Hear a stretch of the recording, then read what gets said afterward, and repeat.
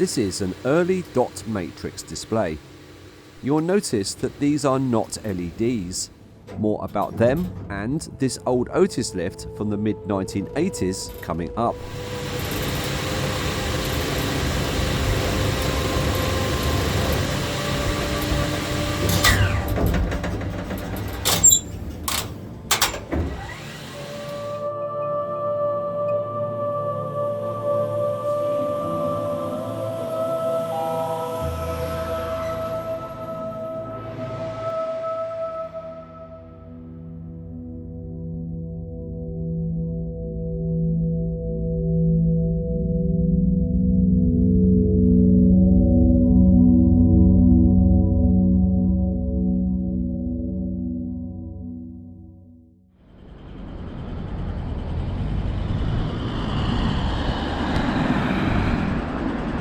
Reykjavik in Iceland.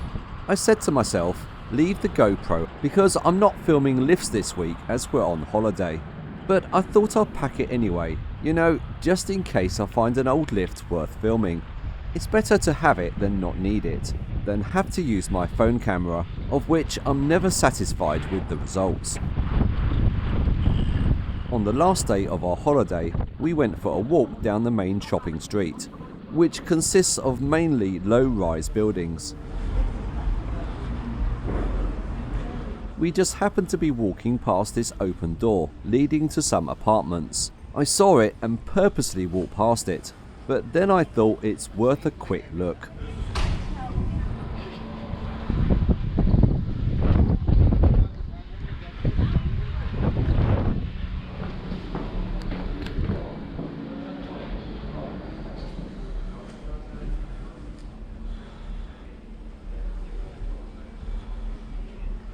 It doesn't look much, but this lift has been on my list for a long time, in particular for the dot matrix display. This one is very unusual, because these are not LEDs.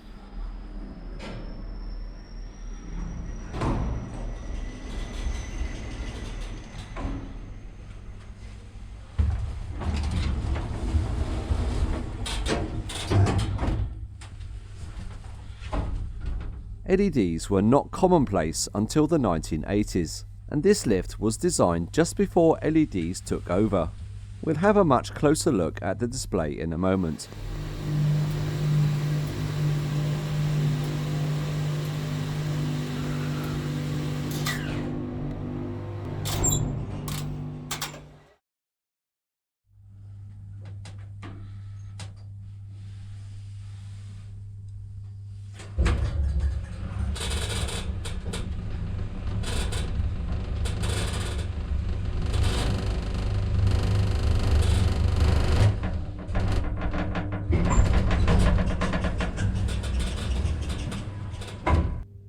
These are 110 volt neon lamps, each one inserted into a tube to create a digit display.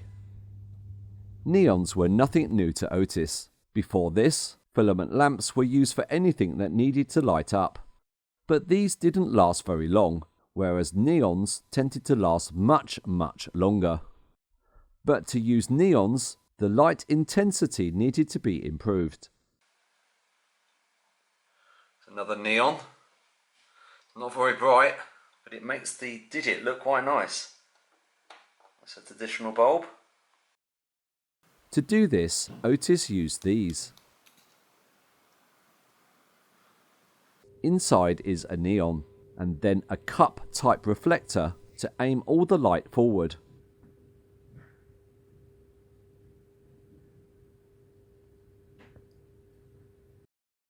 It may be a little dim, but it worked.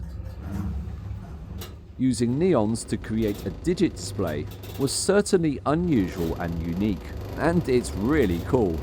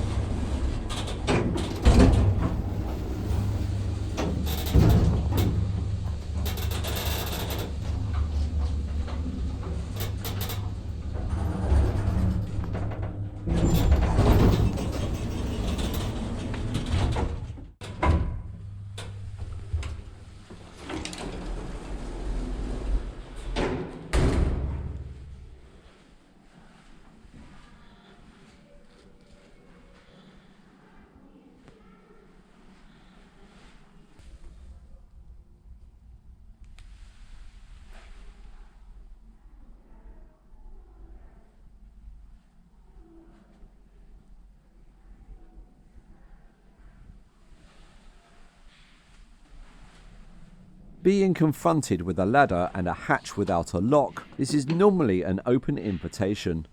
But there is a key box, so I'm assuming there's some kind of lock behind the hatch.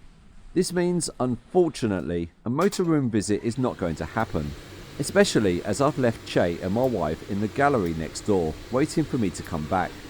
But there is some good news. This is another Otis lift from exactly the same period, minus the automatic doors. Everything from the car operating panel to the car top controls match. So this is probably what the lift motorroom would have looked like.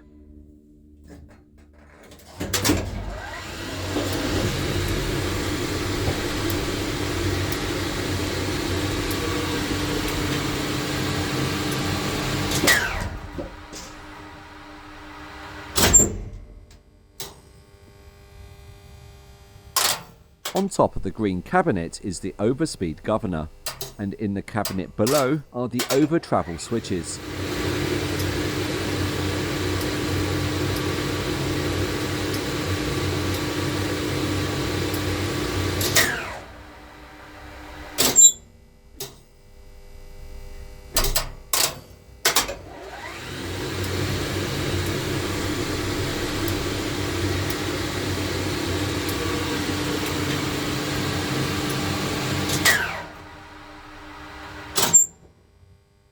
The plastic rods attach to the governor cable, and in normal operation they should never travel into the switches. The plastic rod pushes the switch contacts apart. It's as simple as that. Very unusual setup, but it makes more or less everything accessible from the motorroom.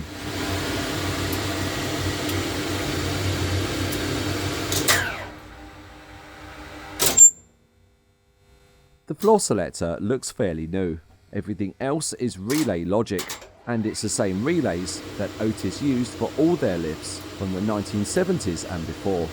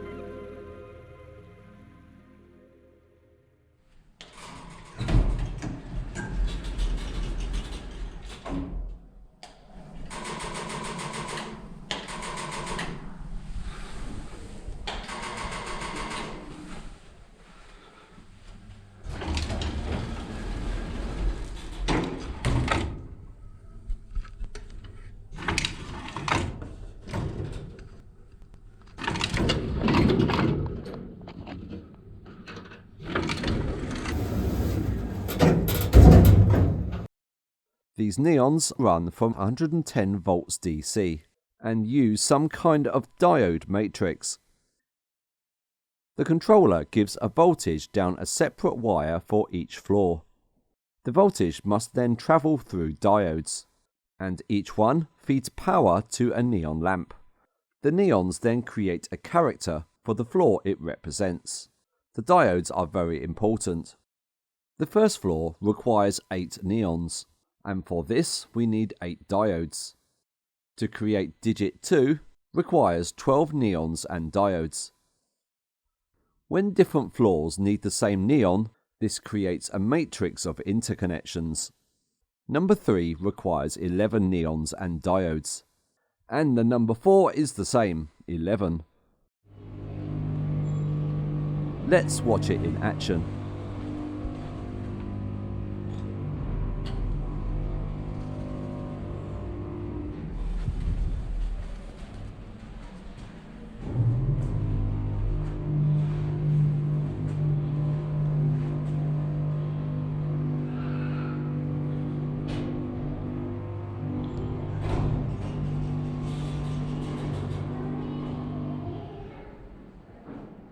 But why do we need so many diodes? And what happens if we don't have them at all? Let's pretend we're applying voltage to a single neon lamp.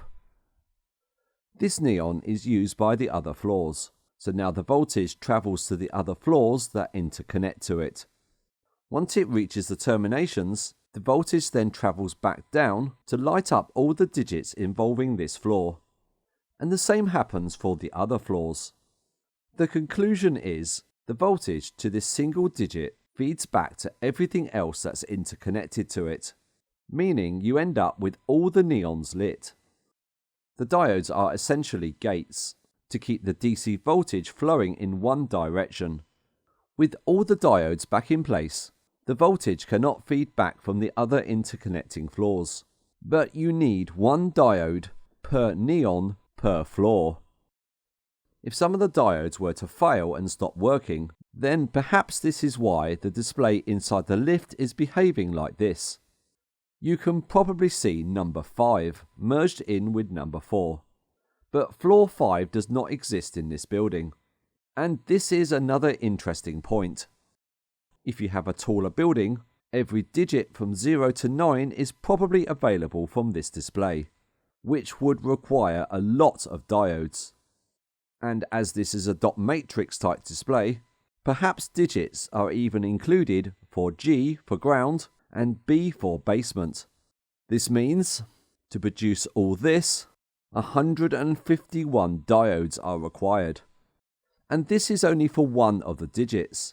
As you can see, there are 2 of them side by side, which means you can create floor 10 and upwards. With 151 diodes for the right digit, you can add even more for the left digit. I'm guessing the diodes are mounted on some kind of circuit board. Speaking of which, let's look at the same type of display on an old express lift.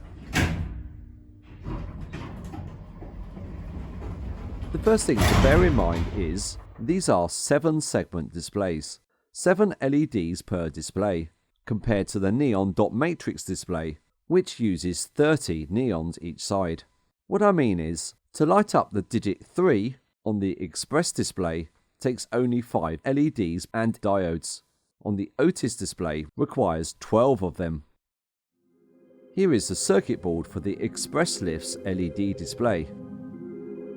Well, I've counted them. There's 84 diodes in total.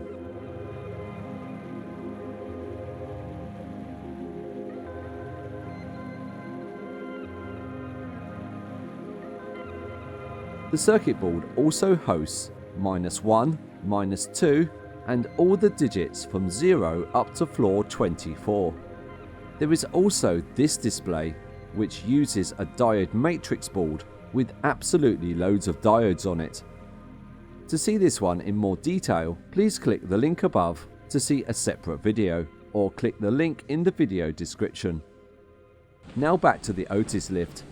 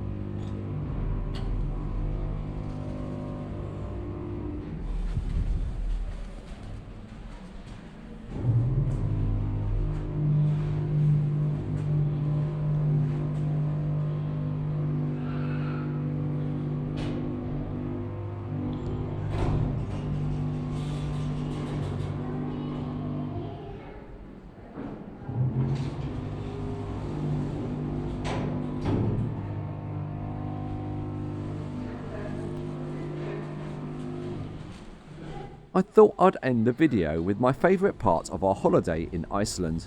It's a little off topic,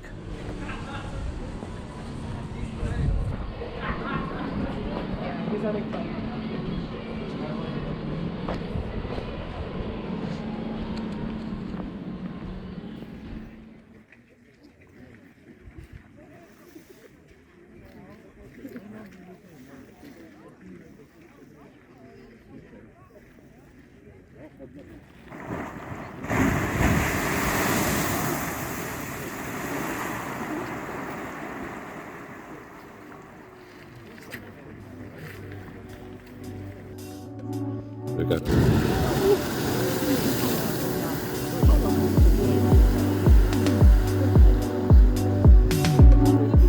I do try and edit these videos to be as interesting as possible. Quality, not quantity, is our motto. If you've enjoyed watching, please consider subscribing to the Mr. Matt and Mr. Che channel. And thank you very much for watching.